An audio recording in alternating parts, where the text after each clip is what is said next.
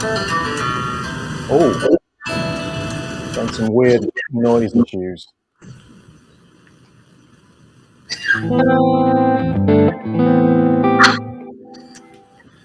What kind? Just gone really loud suddenly for some reason. Me? Yeah, it's bizarre. Hmm. Sounds all right now. It's fine. YouTube's having issues though. Generally, it doesn't want to load live videos for me to get into. So, hey guys, whoever's watching, we're just getting set up. So bear with us a minute. Do this. Hope everybody is well. Hey everyone. I am trying to get into the live stream on YouTube so I can set up something, but for some reason YouTube is having issues, which is super annoying. Why, YouTube? Why are you doing this to me? Man. Stupid YouTube. Here we go. Got it. Right, let me just mute it. Okay. Okay, cool. Right. Oh my word, is this actually working? Yes, it seems to be working. Oh, Sorry there we guys, we're go. trying something slightly different. So that's why we're a little bit... Hey Joel. Everybody. Hey guys. Yeah, this is working now. Yeah. Marvelous. Hey guys. Hi Joe Harrison. Hi Leo. Yeah, we're using Restream, so we'll see how this goes. It's pretty cool actually because we can do some pretty nifty kind of stuff like this. We've got like dirty kind of double angles going and all sorts. So like, wow, look at that! Yeah, between us, we've got stuff like that, so it's fine. Let me bring you back in. Okay, so I need to keep an eye out for Mr. Cordy. So if you see him in the chat, let me know, Beebs. So hi guys, hope you're doing well. Let me look at the camera for once. This is another live stream. We're going to be doing these monthly on my YouTube channel to do with this app Solo. Some of you guys might have questions about this. We've got things that we want to tell you as well. Hi there, Trollsgerm. I never know if I'm pronouncing your username right, but I hope you're doing well. Hi Angus. Yeah, the blue Ibanez of Doom. I've got a lot of people asking me if this is coming out for production, so you have to keep your fingers crossed, guys, that is going to happen. Let me just close a few windows here so I'm not so confused. Okay, cool. So what? Hello. Happy Easter, cool. Kevin. Indeed. Yeah, happy Easter. My daughter's eaten an obscene amount of sweets and chocolate today already, so I dread to think what she's going to be like on Saturday. Right, I'll just make us bigger again. Okay, so as I say, we thought we would... first of all, like, you guys can ask any questions you like. This is a solo live stream, so we are. Can you just show your camera that's on the phone, Beebs? Yeah. So we are doing a stream about the app Solo. So I'm not necessarily going to answer any questions on Legato or on like improvisation that are not based around this app for now. I will start doing live streams on my own YouTube channel a bit more. Now we've got this kind of setup going. Mr. Davey Brown. You can do it. Don't. We'll see. We'll see how it goes. See. But ask any questions, guys, that you've got about the app. But what we thought we'd do today is we would basically go through how you can utilize some of the more complex aspects of Solo if you're more advanced, or if you're a beginner or an intermediate guy who's getting into more fretboard visualization stuff, while you don't need to be scared of some of the what would be perceived as being more advanced stuff within Solo. But as I say, as we're going through some of this stuff, feel free to ask any questions you like. If they come up mid-stream, or you've got any burning questions about the app or about how it works or about visualization and the guitar in general, please feel free to ask, and we will do our best to answer. So, Beebee, feel free to bring yourself back as normal, as opposed to areas. Okay, so Android. I knew it would happen. I knew it. Android. Right, let me get that out of the way straight away. We are working on it right now, guys. It's being worked on. We're not ignoring you. We are desperate to get it out. because I don't want any more messages from people saying, when is Android coming out? I've had hundreds of messages now, which is a good thing. Yeah. I'm not moaning. But and it's a lot some of updates on that. We're making great progress. You can sign up for the beta testing over on the website, solotrainer.app. So if you want to get in on the first round of testing, do sign up there, let us know the device you're using and the operating system you're using, etc. All that stuff's going to really help. And the more we get people involved with, the more that data, the quicker it's going to process. So it's all moving in the right direction. So Android people, it's coming. Yeah, let me address this as well. So Justin, obviously you've asked when will you be adding audio chords behind the changes workout? That is a really good question. I can hear myself again. Echo cancellation's not working very well. Have you got it? Is it still switched on, maybe? Yeah. Oh, let me just double check that, because we restarted, didn't we? So because mine's on. I don't know if yours is still on. Mine is on, yeah. It's not working. Anyway, we'll do our best without it. So essentially, that is something that we absolutely want to do. It's a little bit tricky because the way that Solo works is it listens to the audio input by your microphone. So if we have audio playing at the same time, obviously the note recognition algorithm is not going to work as well. Now, we have a few different ideas for how we can sort that out, some of which are easy probably to implement, some of which aren't. So at the moment, because we've got so many requests for the Android version, we're getting that out first, and then we're going to start implementing or trying to implement some of these features. So, but we do want that to happen because it is a really, really good idea. And as Tom said, there's three of us working on it, and we're working on it extremely hard, but it is a part of our jobs. It's not like a full-time thing. So so we're prioritizing Android because so many people want it, and then we'll be back on the development for iOS and all the features. You guys have been sending in amazing requests, some really cool things that we haven't even sort of thought of, that's been sparked and things, and we've got a roadmap of what we want to do with it. So there's tons of things coming. We just, I wish there was 30, 40 hours in a day because to be able to do I it. Don't. If someone's just 40 hours in a day, Beebee would make me work all of them. Someone has just, can I bring these questions in? Or can you, I don't know, but if you tell me which one it is, who's asked it, I'll bring it in. Let me see if I can scroll that. So, if you can do it, yeah, feel free. No, I can't scroll it. So someone just asked, how do I type the O? The -7 symbol, which is, I don't know whether we were just thought we were being like really obvious or too clever here. There we go. That's it. So the strange O. So what's the strange O? Well, this might be our bias towards maybe jazz or whatever, but this is a chord symbol. It's shorthand for -7 symbol. So we put that into the logo and the branding and the design. Good friend of ours, great YouTube channel, Jens Larsen, told us how to pronounce it properly. And you can see it if I just maximize that. You can see it at the top of the screen there. So as like in other languages, European languages, it'd be like Surlo something. We didn't know that. No. So, but it's supposed to be the alternative chord symbol for a -7.5. So, but to type it, you on most keyboards you type press Alt and then the O key, I think. Alt and then O. Or if you're on an iOS or a mobile device, if you hold down the O, you'll be able to slide across. Yeah. Oh, Chord is here, by the way. Yeah, so I've added him. Don't worry, it's fine. Okay. Great. All right, let's go wide like this. So, as I say, what we thought we'd do is, again, if you're just joining in, there's about 100 people watching. Feel free to ask any questions you like. Has the bug with only channel 1 working for audio interfaces been fixed? That's actually not a bug as such, John. It is intended to work that way. I know it did work the other way before. Let me just bring that question in. Yeah. That, as I say, that's not actually a bug as such. That's the way that the audio algorithm that we use works. It's just that we had it working as a stereo pair before, so you could use channel 2. Since most guitars are not stereo, we're just using channel 1 at the moment. So again, when the Android version comes out, we will look into widening your ability to select different audio inputs. And for anybody who doesn't know, the reason why you might want to do that is currently I'm using the Quad Cortex.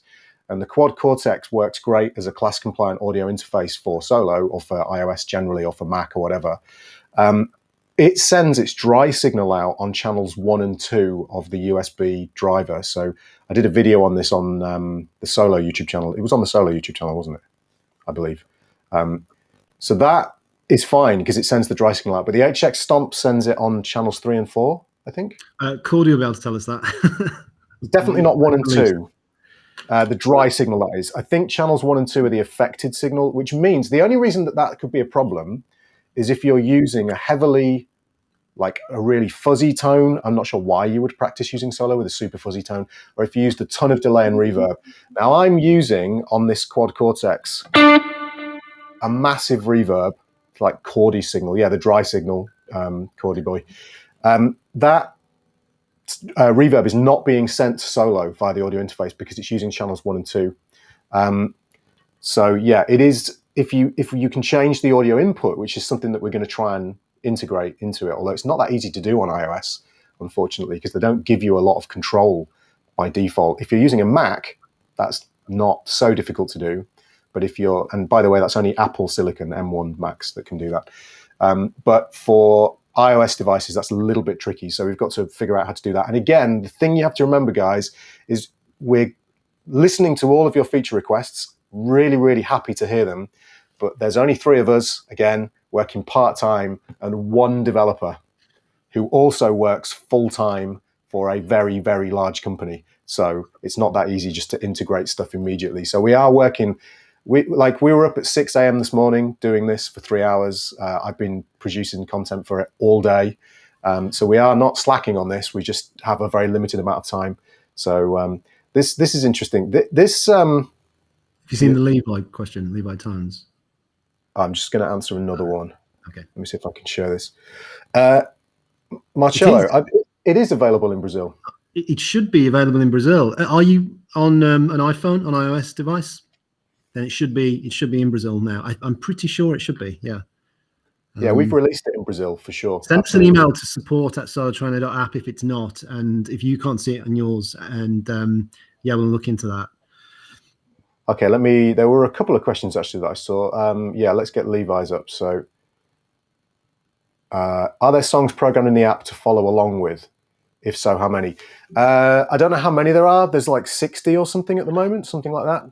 Yeah, Beebee will show you. Let me make him full screen. Hold on. Okay, so the way it works is we've currently got a bunch of sort of standards and popular songs. Scroll slowly, Beat. Yeah, scroll slowly because it blurs when you scroll. Okay. So this is what we currently have. You can interact with this, obviously basic searching, slide to favorites, etc. And in the middle, there's a whole bunch of basic exercises. So sort of single chords going through in different different transposings. We'll demonstrate some of these shortly. Yeah, and then we've got like basic progressions, like jazz blues, major 251s, minor 251s. These are all sort of in 12 keys. So there's probably like 60 or so at the moment. And yeah, we're adding more all the time. So yeah, we'll be adding more. It's a really trivial thing for us to add more songs. So again, if you've got requests, we won't necessarily be able to do them depending on what it is, but you can send those through as well. Mr. Gary Jackson's here. Gary was one of our beta testers. Gary is a disgustingly good bass player. So go and check Gary's Instagram out. What's your Instagram name, Gary? Put it in the chat. Marcello, we will look into that. That's really weird. I don't know why. Marcello's found it. Aha. There we go. So go and tell your friends now as well. Oh, you had to type Trios. That's really weird. Interesting. You shouldn't have to. But anyway, I'm glad you found it. So yeah, tell your friends about that. Let me just address this really quickly as well. John, you were talking about the Focusrite Solo. I really, really wish that these audio interface manufacturers would not put their standard XLR jack, not the combi jack, on input 1 on their devices. Most devices that you buy, the standard is to put the high Z guitar input on channel 1. In fact, you will struggle to find any interface that isn't this weird kind of, for some reason, iPad style interfaces where they don't have the guitar input on channel 1, the high Z input. And a lot of the higher end interfaces have 2 high Z inputs on 1 and 2. What you can do if you've got like a solo, a Focusrite solo, I think there's a couple of other devices.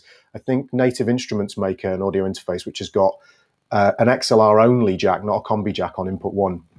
What you can do is if you get a very cheap Behringer DI box, I say Behringer because they're the cheapest ones I know of that do this. I think they're about $15 on Amazon, and you can plug your guitar into one end, and then it will send a balanced XLR signal out to the input on the XLR input. So you can safely plug in the guitar into your mic preamp without having to load the gain up really high and having a really weak signal. So that would work really, really well for now.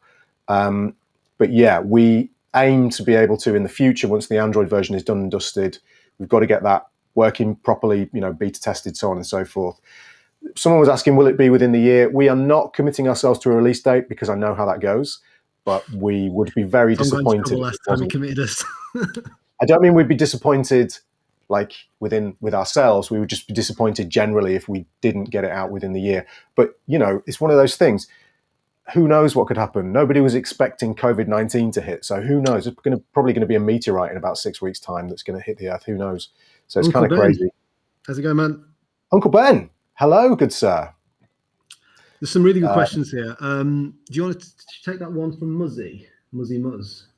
Okay, let me bring it in. Even though the majority are jazz standards, when and if there are more blues rock editions, would there be a possibility for a transpose button maybe? Another great tool, I think. I presume you mean to transpose the songs, transpose the chord progressions, in which case you can already do that. Yeah. Let me make the... In fact, one thing you could do, Beebee, is if you load up our version of Little Wings, so if you load up the Jimi Hendrix tune, because that's more in that ballpark. Because there are... it's in the examples. Yeah. Oh, he knows, yeah. Of course he knows. So I called it Jimmy progression. You can do the secondary dominance one if you want. I won't. So this tune is obviously in, E minor or G major, whatever you want to say.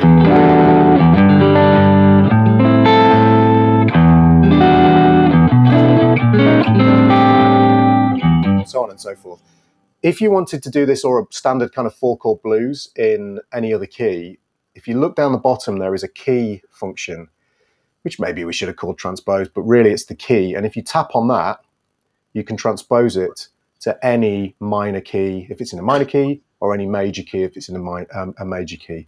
So now when Beebee goes in, sorry, it's a little tricky to read. We're in at 720p, so it's not the highest resolution thing in the world. Yeah. Sorry, go on. No, I was going to say, so Beebee's got this set up now in terms of the visualization exercise. For every single chord, he needs to play the 3 and the 7. So we call these intervallic functions. So the 3rd and the 7th of every single chord within the progression. And so he's plugged in via an audio interface, but you could use the microphone. And Solo's basically listening to what he's playing. And it's asking him to find those intervals, not by their note name, but by their intervallic function. So the function of that note, what is the flat 3 of A minor? What is the flat 7 of A minor? And Beebee is doing this in a very particular way. You can't see his guitar at the moment, but I think he's got a picture. You've got a picture in picture mode. Oh, yeah. Oh, just to quickly remind that there's a guy there, another Brazilian guy. Just say that you need to search for Trio software as well for some reason. Wesley, I can't quite see the name there. Can you read it, Tom? It's a bit far away from me. Is it Wesley? Let's have a look. I'm scrolling down. Hold on. Yeah, Wesley. Yeah. Yeah, Wesley. If you type in, apparently you need to type in Solo Trio software, because that's our company name. Yeah, it's really interesting. Yeah, bizarre. Yeah, so this is a Hendrix Jimmy progression that we're using. And yeah, so as Tom was saying, so I've found the flat 3. That's gone great. All the intervallic functions start off blue. And then when you get them right, they shrink down and go gray. So it's now only listening for the flat 7. So however I find that, or however you find that, whatever system you use, whether you use the 2-point thing like Tom and I do, or however you do it caged or 3-note per string, you need to find the flat 7 against an A root note. So if I play anything other than that, if I play the A, It's not going to trigger when I find, okay, well, there's my flat 7. It's triggered. It's moved on to the next one. So it's very, in this particular level of exercise, it's very systematically testing your ability to find and visualize thirds and sevenths for the appropriate thirds and sevenths for each chord in the tune and progression. Yeah. So there's probably a bunch of other questions, and we'll come back to those in a second. But what we thought we would do is, if you are familiar with, say, Little Wing, maybe you're a guy who's you're into improvisation, you want to know the fretboard, but you're more in the kind of blues rock world, and you're not familiar with jazz standards, you're not familiar with kind of more complex harmony. One of the really good things about solo is you absolutely don't need to be, because when you see some of these more complex chord progressions, you don't need to know how to play the chords. You don't need to know the implications of the harmony. You don't need to know what scale to pick. You don't have to do any of that work. Solo's doing it for you. It's only working on, or not method, but practice. So you don't need to worry if a chord progression is too complex. Actually, a really good way to work with solo, if I just go over to, I'm just going to full screen myself, Beeb, so excuse me a second. If I go over to solo here, I'm on the iPad, so it looks a little different, obviously, because I'm on the iPad. If I go to the chord changes, as Beebee was saying, there's a bunch of different chord changes in here, and it could definitely be the case for a bunch of you guys that you've never heard of 95%, if not more, of these songs. So some of you might have heard of Autumn Leaves, for example. Some of you might have heard of Blue Bossa if you've done any kind of sort of rudimentary jazz stuff. I don't mean to be patronizing by using the word rudimentary. These tunes can be played incredibly, amazingly well by, the right kind of jazz musician. But, you may have heard of some of those, but for sure, you probably haven't heard of Ambleside. But it doesn't matter, because what you would do is you can still use those as vehicles for working on your fretboard visualization. So if I just bring in my guitar here, so I've got this close-up shot. I could take a tune like Ambleside. By the way, sorry, Tom, I was just going to shout out to Ben there. We'll sort that out. Yeah. Well, sorry. dude. Well, yeah, absolutely, Ben. Yeah, no problem. It's great to see you on the stream, dude. I hope you're doing well. So we could take Ambleside. You don't need to know this tune. We're not playing the song Ambleside. We're not playing the song Spain. We're not playing any of these songs. This is not a performance-based tool in that regard. You could potentially learn the chord progression by using solo. And in fact, if you utilize the same progressions, let me just switch back to this camera a second. If you utilize the same progression over and over again, you will by default learn the chord progression, and you will learn where it is as kind of single note monophonic phrases, if you like. You'll be able to map the harmony out on the fretboard. That's the goal. But the goal is not to learn the tunes that are in solo, by utilizing it. So if I just go back again, let me bring in this guitar again, and I select root, third, fifth, and seventh. Ambleside, let's say you don't know it, just start the changes workout, and it's going to present you with the first chord. Now, it could be as well that you don't know how to play an A flat major 9 chord. That doesn't matter. It's not a problem. All you would do here is you would look at those intervals. You would look at A flat, and you would find the root, the third, the fifth, and the seventh, and try and play it. And then solo would go through that progression for you, basically asking you to play each of those. Sorry, I'm using a microphone, so each of those, as I'm talking, those intervallic functions are being ticked off. So you could utilize these more complex songs in this way. So a classic here, if I just bring Beebee back in, Beebee spent a long time, so did I, of course, but when we first met, Beebee spent, huge quantities of time. Some of you guys might have seen him live streaming, practicing giant steps. And this is like a classic tune that even some of you guys who are not into jazz might have heard of giant steps, because it's considered this horrendous beast to play over, and it's really, really difficult. None of this needs to be a consideration for you when you're practicing with solo. If you want to nail and master giant steps, you can totally use solo to do that. And as fast as you can play through those intervallic functions, solo will keep up with you. But could you possibly demonstrate, Beebee? Because you're using the audio interface and I'm using the mic, so it's going to be easier for you to do this because I've got an HDMI cable plugged into my iPad. Running, if I make you full screen, just select maybe giant steps or 26-2, something like that, whatever takes your fancy.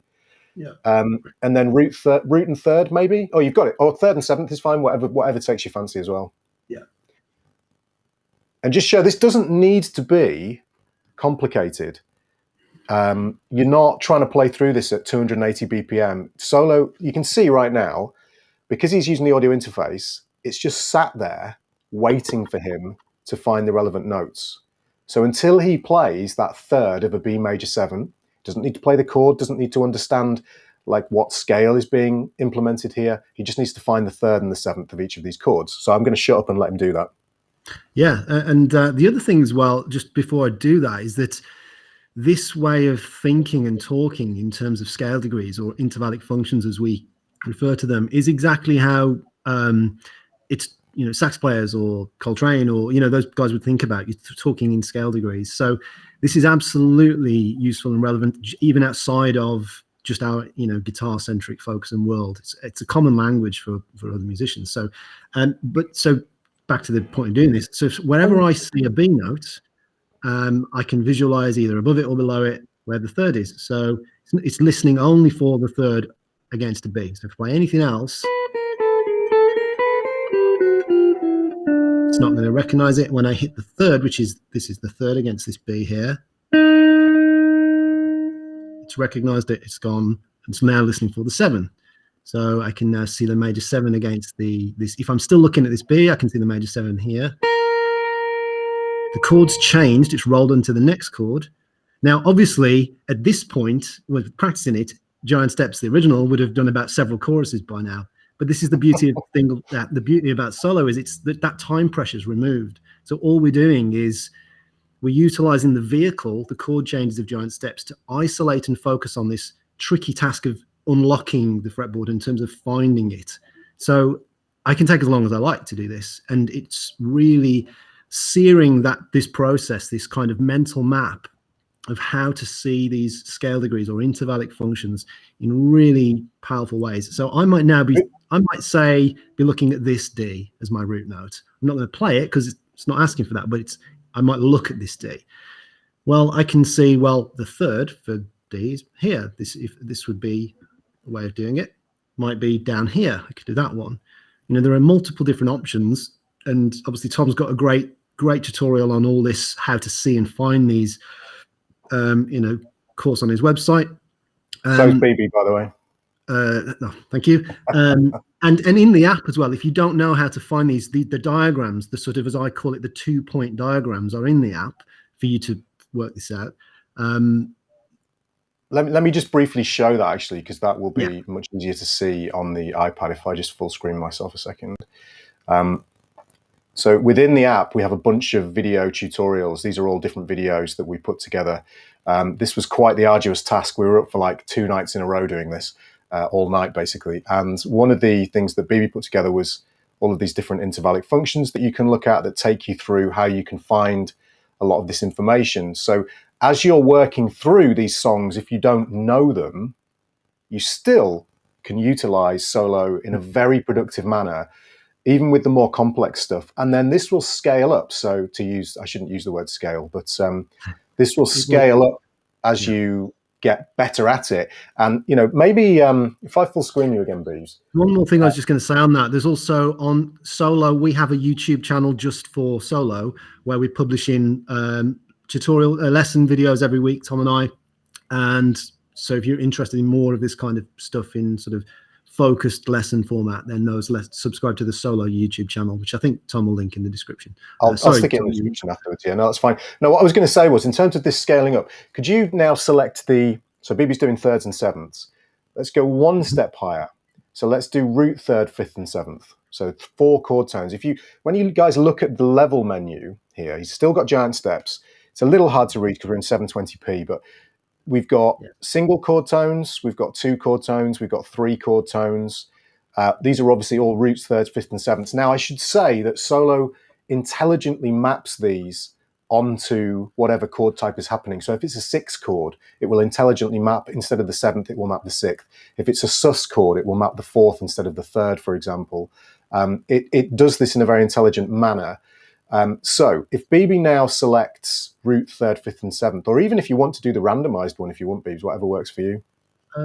Yeah, that's it. Someone asked a question about the difference between randomized inversions and randomizing that. So that might be an interesting one to cover. So also, you've got to see this, Beebee. Can you still see this screen? Because this is a really I've cool seen question. Gary. No. Can you see that? Can you bend into the third? You absolutely can.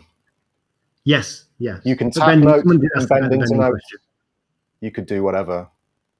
The only thing is, if you were using it to practice your bending, it's probably not the greatest idea, because there is some tolerance. There's some playroom in terms of, just within the nature of what solo's listening for, it will be cents or whatever, microtones. So I don't know if it'd be super useful for like testing your bending. Sorry, but it will work. You can bend up into the note. Yes. Yeah, but it's not an intonation checking tool, as he says.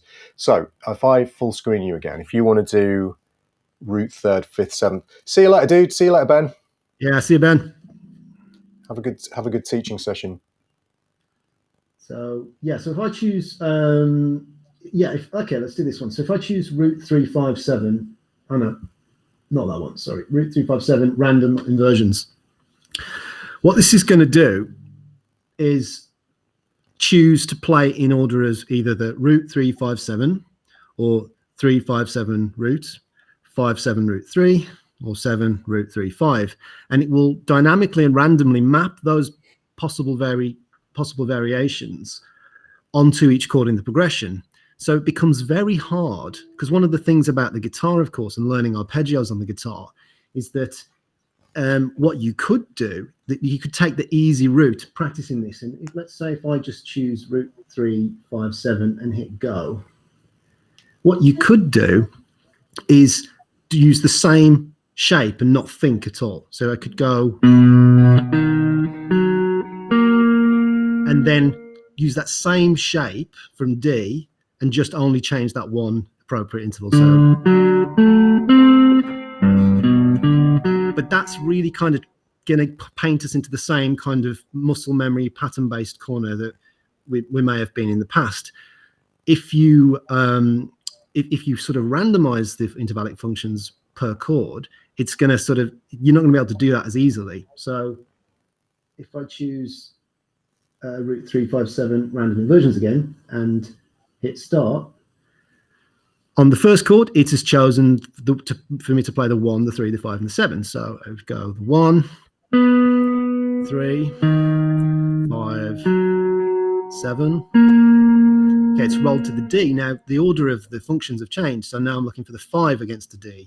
So I can set the D and I'm going to play the 5 here. Now go to the flat 7, the 1, the 3. It's got 5, 7, 1, 3. So, and now I've got 7, 1, 3, 5. So it's dynamically sort of mapping that with the appropriate correct intervallic functions for each chord in the progression. So that's taking an inversion of the functions.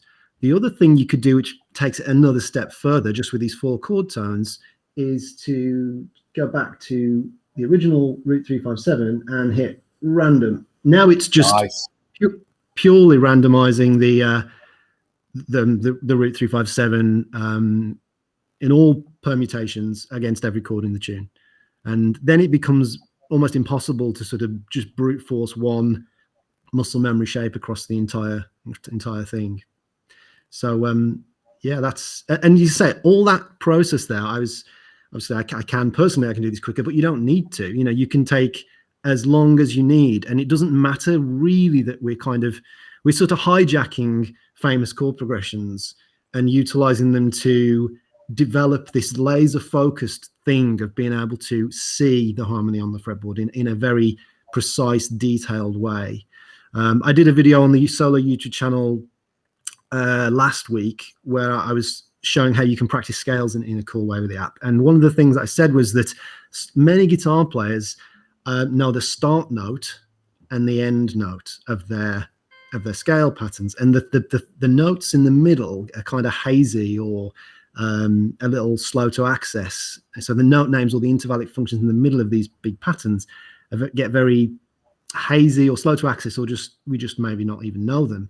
And what solo is training is it's forcing you to actually learn that and be able to target things at will. So when you come to play over, more, what's the right word here? I don't want to say sophisticated or complex, but those are the only words that come to mind. When you're playing over something that is a bit more challenging, or it's not all in one key, there we go. Something that's not purely just diatonic in a key. You can be way more confident about being able to see and find these things, and have it sound like the chords. So you can do this without any kind of backing or anything, and then the sound of the chords will still come through in the lines. So.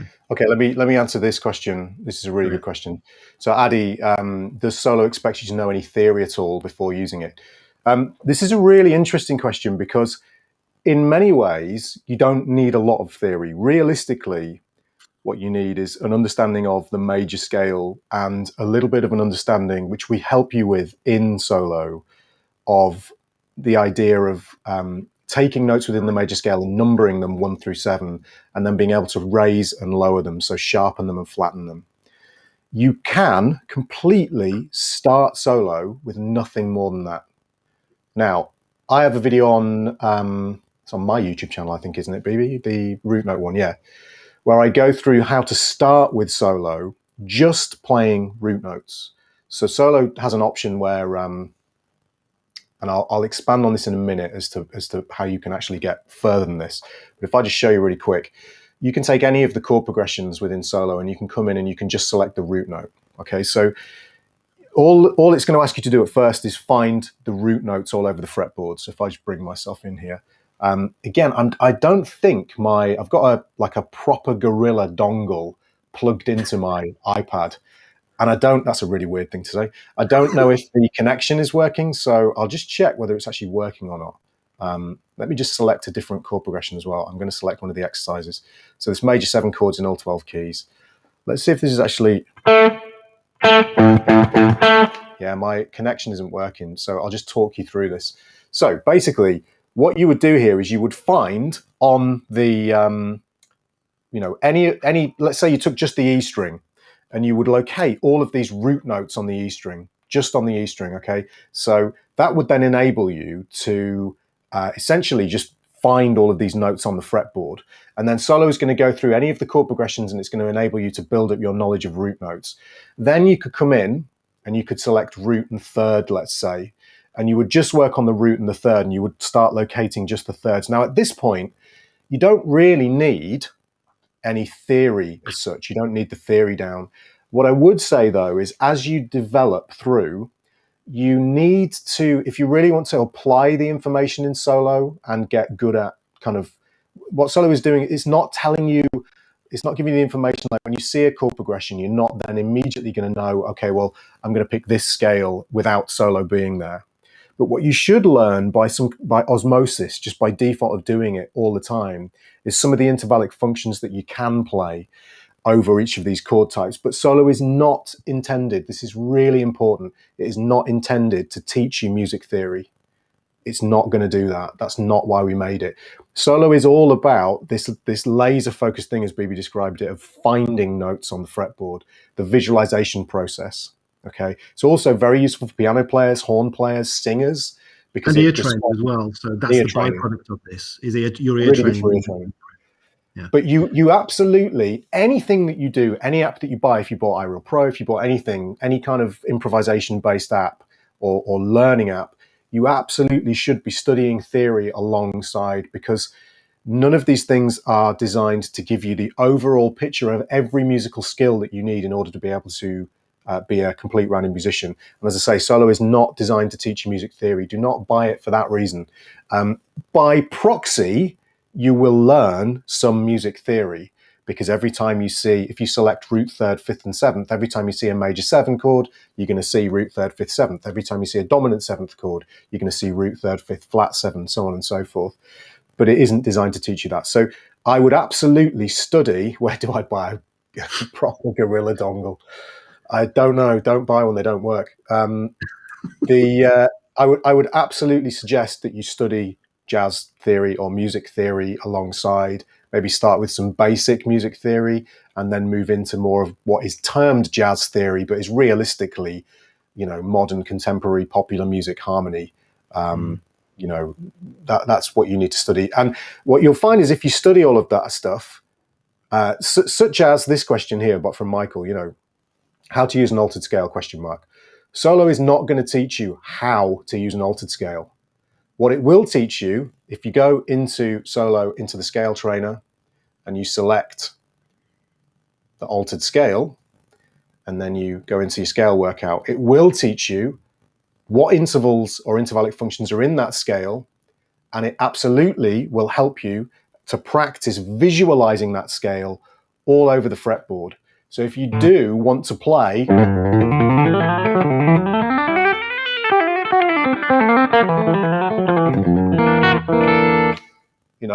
be really comfortable with the altered scale like that. I was playing F sharp altered.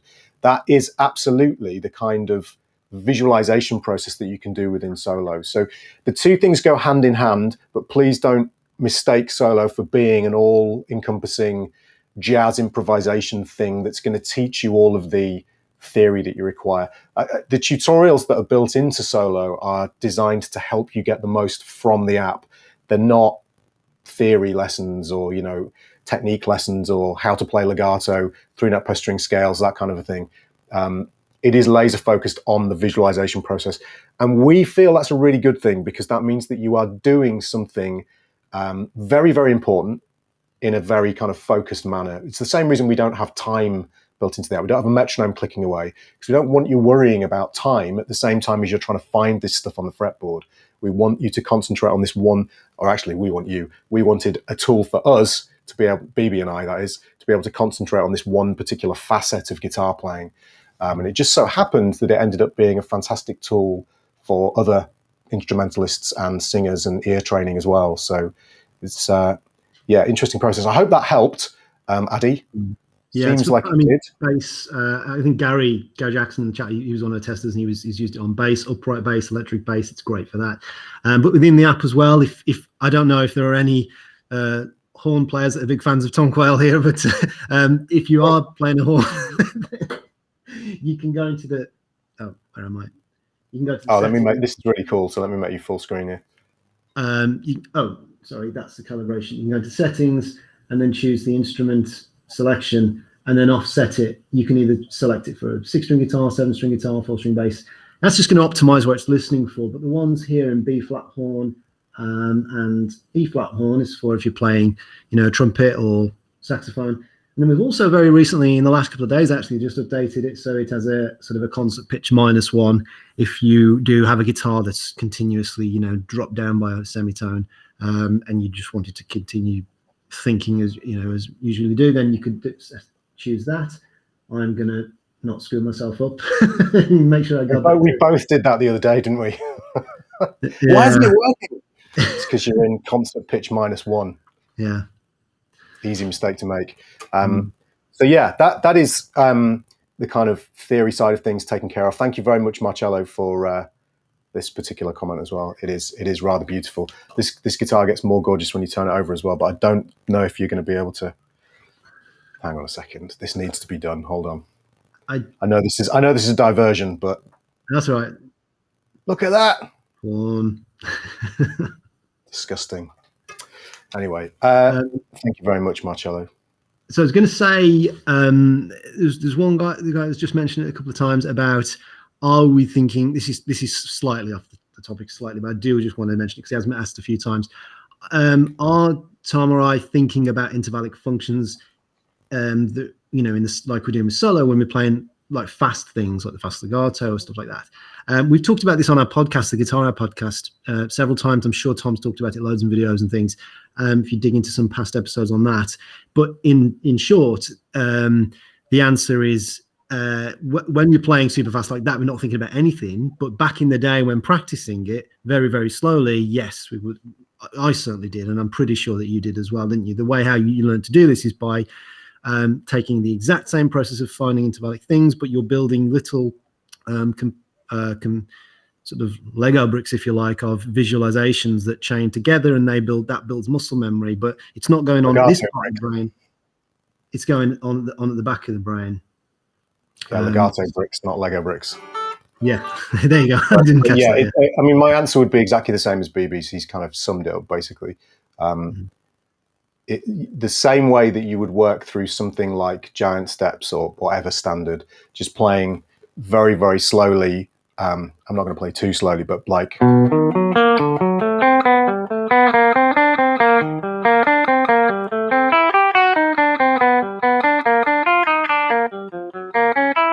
So that you can really start to get to grips with the basics of the changes. So you're outlining the harmony. The same thing can be done. That was multiple chords flying by. The same thing can be done. And you can totally use solo for this, by the way.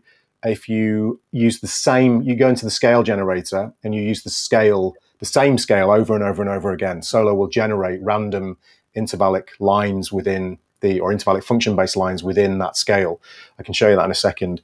But what Beebee and I have done a lot of is sitting down with a particular scale. So the F-sharp altered scale came up earlier.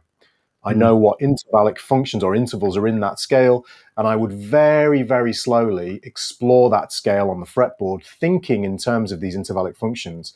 So if you've used solo and not a lot, and this comes back to one of the questions we saw earlier, which was like, I can do the exercises, and I feel like I'm making progress with the exercises, but I'm not necessarily seeing so much progress in my actual playing. Two things about that. The first thing is that it can take months for stuff like this. No matter what you're practicing, it can take months or even longer for this stuff to actually come out in your playing, because it's a completely different ball game doing this out of time with no time-based pressure for isolated pieces of harmonic information when solo is telling you what to play. Laser focused on the visualization aspect. When you've then got to phrase, you've got to play in time, the chord progression's flying by, you've got to bring your technique into play.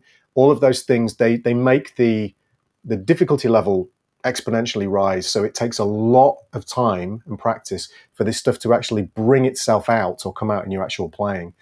The second thing is you have to spend some time applying the information that you're learning into musical phrases. So that might mean, if we go back to the legato thing that we were talking about before, again, if you spent a lot of time in the scale trainer, let's say, just full screen myself a second. Sorry, I'm operating two things at the same time. Go into the scale trainer. Let's say F-sharp altered was what I was working on. So I select F-sharp here. I'm just going to keep on F-sharp altered. I'm not going to have any root movement at all. So we're going to stay on that particular scale. Solo, you can either work through the scale in order, or if you select the random option, this was actually in a video I did last week or this week? I can't remember. This week maybe. It will generate random lines for you, and you can work through the scale in that way as well. Once you've done a lot of that work with solo, again, I would demonstrate that for you, but my Gorilla dongle, as I described it before, is giving me issues tonight. I need to throw it away and buy another one. You can actually work through this stuff isolated, just coming up with lines. So again, Beebee and I would sit for hours, not together, but we would, I did this individually in like 2008 to 2013, 14. And I think you did it, you were doing it quite, not that recently, a couple of years ago now, wasn't it? Is that right? Yeah. Yeah, you've been doing this a while now. Yeah, it is a while. I think one of the, I don't know whether it's all anecdotal evidence, of course, but like this is like, in some ways, this process has worked on me in a relatively short span of time. I'm not an amazing guitar player by any means. The thing that, I think what I did happen was I got really obsessed with this, almost seeing it a bit like a puzzle that became very addictive, and unlocking it, and then it kind of snowballed. And this process of visualization and doing things, working things very slowly, has definitely worked on me. So I don't know whether that's a ringing endorsement or a damning indictment, but I think it's definitely you won't see overnight. We're not promising, there's no snake oil in this. We're not promising that this is going to like change your playing overnight. But if you're willing to put in the work with it, then it will absolutely transform your view of the instrument and deepen your connection and knowledge over a period of time of doing it. It's without a doubt. That's what I will stand firmly by. Because I felt that myself happen. I felt this literally occur through the process of working on stuff. And obviously, I didn't have I'm the app. laughing at Cordy, sorry. We designed Solo was that I think I've said this before, maybe on a live stream, where I would get my students and I would come up and randomize intervallic functions in my head, and then say to my students, okay, go down to the third, up to the seven, randomizing it like that. And then it occurred to us, sort of on conversational along car drive once, well, what if we could build an app that did that to test it? Put myself out of a teaching job. So so that's, it's I've been working on it maybe 6 or 7 years, and then There's a good question here, actually, which is something that I'd not really thought of before, but it is actually an interesting thing to talk about. Manas, does it help with songwriting, like leads and licks, and perhaps melodies and things as well? I would add in there. Actually, it wouldn't be the first thing that springs to mind, but of course it would do, because what it wouldn't help you with is, again, the time-based aspects of coming up with those licks and lines and melodies. Those things would come from listening to other players, transcribing other players, singing melodies that occur in your head and then finding them on the guitar. What it would help you with, and this is something that absolutely happens to me every time I either write a melody or improvise a melody or come up with a line or a lick, is that if you know what the chord you're playing over is in your particular tune. Like the example I always have in the back of my mind is, if you know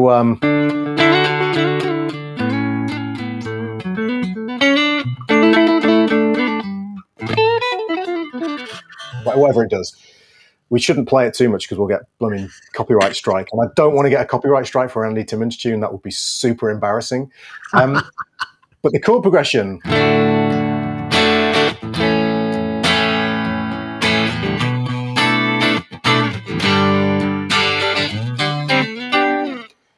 is D to A to B minor to G.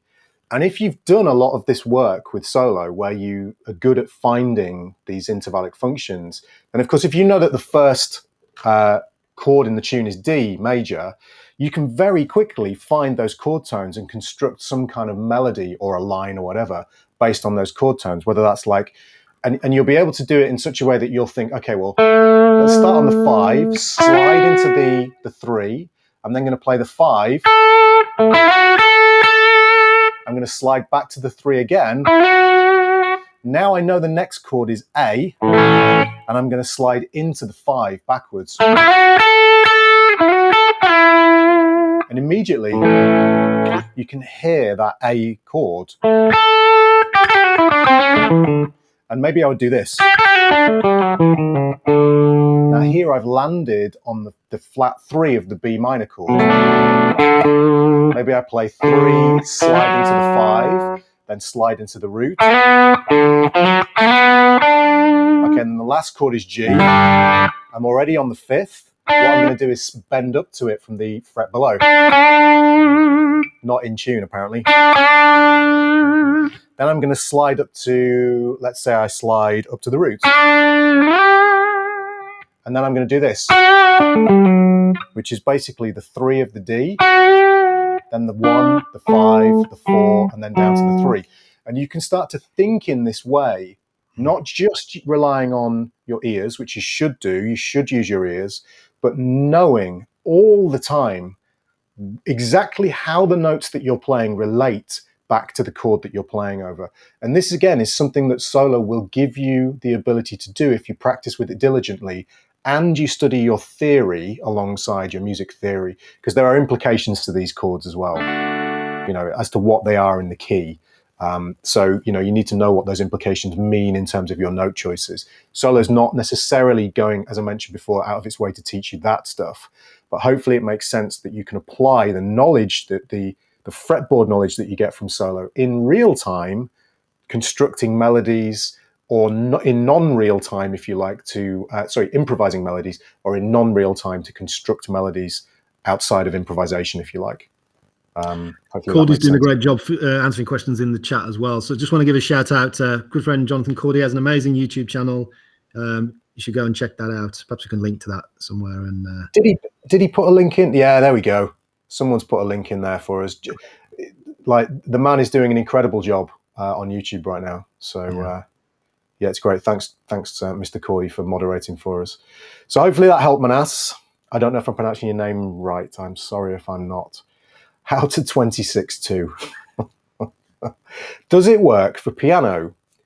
Let me get this in.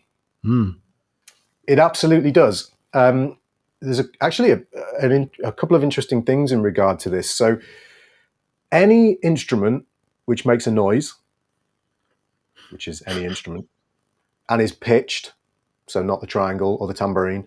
Or body part. You are. Or body part, as we discussed earlier.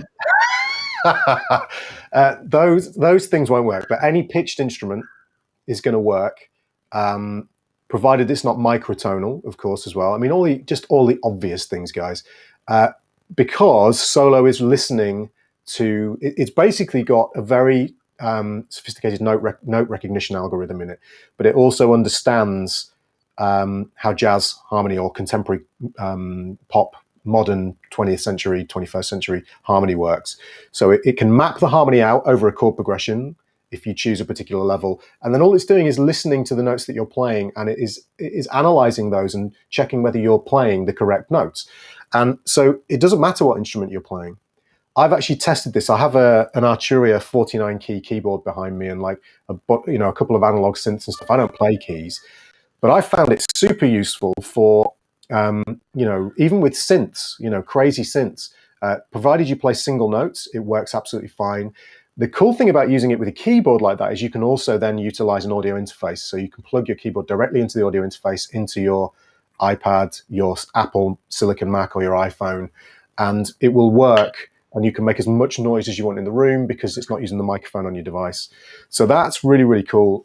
If you're a sax player, a horn player, whatever kind of horn, if you're a singer, it works really well. And as we've mentioned a couple of times now, it is a completely unique ear training tool because you can utilize it as a singing tool for audiating notes and hearing and pitching those in your head, and then, as I say, audiating them out loud. And you can actually do what we call instrument-led ear training, which we should probably do another video on the YouTube channel, the solo YouTube channel. But there are tutorials on instrument-led ear training with me singing horrifically in the app. So if you desperately want to hear me sing, or more likely you want to understand what instrument-led ear training is, very powerful way of ear training that links your finger muscle memory and your fretboard visualization with your inner ear really, really strongly. I need to do way more of that. I think everybody does, all guitar players especially, because we're so shape-based. It's a very powerful thing to do. It's one of those things that's probably worth a live stream as well at some point or so. I mean, whether we're going to put ourselves under that pressure live, but it could be interesting.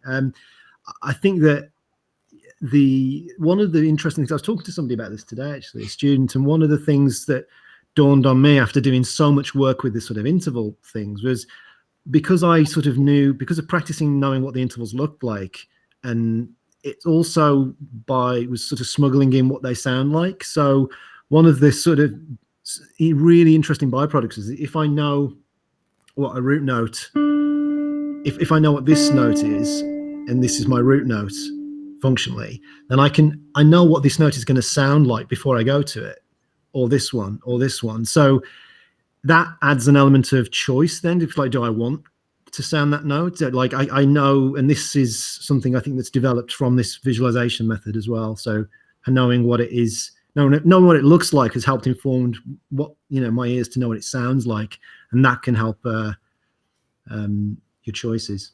Yeah, absolutely. Hi, Pat. Pat, late to the party. How you doing, dude?